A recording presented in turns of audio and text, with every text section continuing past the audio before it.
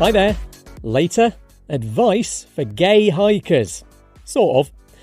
But first, a window's been installed in a gender-neutral school bathroom used by trans and non-binary students. It means you can see in from the hallway at Emery H. Markle Middle School in Pennsylvania. The school board claims only the sink area's on show to monitor the likes of vaping and bullying. Parent Jennifer Holohan tells NBC News this is political. I can understand needing to have supervision over middle school and high school kids, especially in the bathroom. I was a teenager once. But I also think if it was a real issue, it wouldn't just be gender-inclusive restrooms. The school says the window was recommended by a right-wing Christian law firm it's got a contract with. All the member states in the European Union must now recognise legal changes to gender identity approved elsewhere in the EU. Follows a ruling from the European Court of Justice, a Romanian man successfully challenged his country's refusal to issue a new birth certificate reflecting the UK's recognition of his male gender, which came before Brexit, so that's not an issue. And this is for all the gay men who like to hike. If you come across a woman on her own during a trek, how can you subtly convey you're not a threat? Some tips from TikToker Stan Chris. Heartstopper, Season 3. Men are trash. Don't you ever forget. My glutes haven't been this worked out since my ex-boyfriend, you hear me? The video's had about 28 million views. Hi there. Later, New Zealand is very queer. We'll start though with the first transgender football team in Spain. Phoenix FC's made its debut in a regional league in Catalonia. It actually lost 19-0, but we'll gloss over that. The team was set up by Hugo Martinez, who was forced out of a women's side when he started transitioning. Captain Luque Barnes tells Reuters the importance of this goes beyond sport. Phoenix is a team of trans boys created entirely by trans boys. But I think it's more than that. A family, a safe space. A space where you can be free and express yourself however you want and how you really feel. Phoenix FC's the first all-trans squad to achieve federated status in Europe, and I have no idea what that means. Next, a push to get queer people in Australia vaccinated against Mpox. The state of New South Wales is seeing its biggest outbreak ever, and men who have sex with other men are at higher risk. It spreads through close skin-to-skin contact and often starts with sores that look like pimples. The World Health Organization has declared Mpox a public health emergency. And 5% of people in New Zealand say they're queer. The country's census has collected information about sexuality and gender identity for the first time. It works out at more than 172,000 people. Just over half say they're bisexual, and about a third identify as gay. Hi there. Later, Cambodia's first queer community space.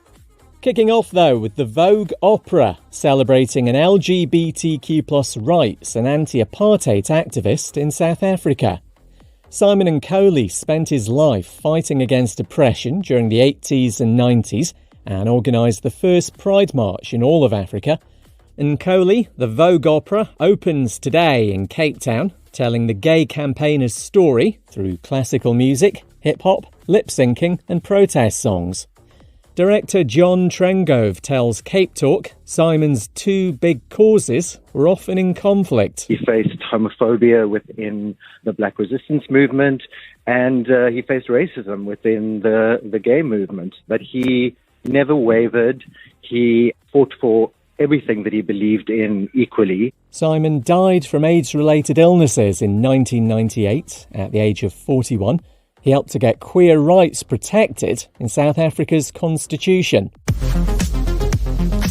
A doctor's been arrested in Moscow, accused of promoting same-sex relationships to lure people into worshipping the devil. Ilya Zhuravlyov is the director of two medical centres in the Ulyanovsk region. Russia's got harsh anti-LGBTQ plus propaganda laws, but the state linking queer advocacy with Satanism, that's a new one. And Cambodia's got its first LGBTQ plus community centre. Cocoon has opened in the capital Phnom Penh, with plans for film nights, speed dating and a queer artist residency. LGBTQ plus rights in the country have been improving in recent years, and schools now teach kids about sexuality and gender identity. Hi there. Later, a push for trans and non-binary allyship in Ireland. But first, protests in Ghana because anti-LGBTQ plus laws haven't been implemented yet. Hundreds of people out on the streets of the capital Accra telling the country's top court to hurry things up. The legislation was passed by Parliament in February, but it's been delayed by lawsuits. TV3 Ghana heard from this demonstrator. If not because of a woman, you will not be born. A woman born you, your father got your mother pregnant. We are not in Sodom and Gomorrah. We are in Ghana.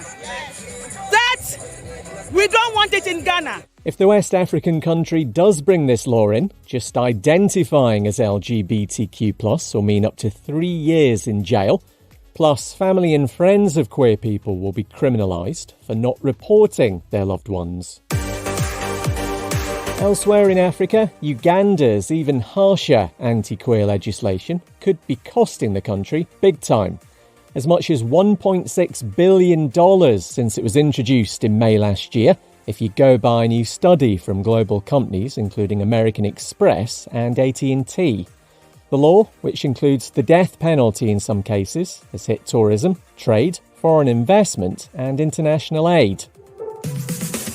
And in Ireland, a push to make transgender and non-binary people feel safe, equal and included. The Proud to be an Ally campaign's been launched by Trans Equality Together. There's videos featuring trans and non-binary people and their loved ones talking about the importance of allies and how to be one. Here's a bit of Jenny and Robin. I never cared that she was trans at all. She actually reminded me the other day because I actually forgot when she came out to me. She was like, "Do you remember what you said?" And I was like, "No." And she's like, "Well, I do." And she thanked me and I was like, "You don't need to thank me. That's just being a normal person." The campaign runs till the end of the month. Hi there. Later, a ballet about the first modern lesbian. But first, already this week we've had Russia linking LGBTQ+ advocacy to Satanism, and now this. Transvestitism, transgenderism, the LGBTQ movement in the country is of the devil. That's right. Period. It's of the devil. So you don't need to be supporting people that do things of the devil. That's right. Possibly won't surprise you to hear this individual's a right-wing Christian politician in America. I know you could have knocked me down with a feather. Republican Jason Rapert used to be a senator in Arkansas, and these days he bans LGBTQ+ books as part of his role on the state library board. He's posted the clip you just heard on Twitter saying, "I endorse this message." Next to Zimbabwe, where male homosexuality is illegal, and what's being called a gay syndicate with over 1,000 members is being investigated by police there. Talking about a WhatsApp group called Private Lounge in Harare, being used for chats and meeting up. Police were called by the dad of a high school student over messages between his son and a 25-year-old man. Up to a year in prison for homosexuality in Zimbabwe. And there's going to be a ballet based on the life of Anne Lister, often described as the first modern lesbian. Locals in Yorkshire in Northern England in the 1800s called a gentleman Jack because of a masculine appearance. Her diaries included intimate details and a secret code about her same-sex relationships. The ballet's been inspired by a BBC drama about her. It'll launch in Yorkshire in 2026 before touring England. We're also on your smart speaker. Do everything in your power to make it play the latest Pride Daily. I'm Kev McGrath. See you Monday.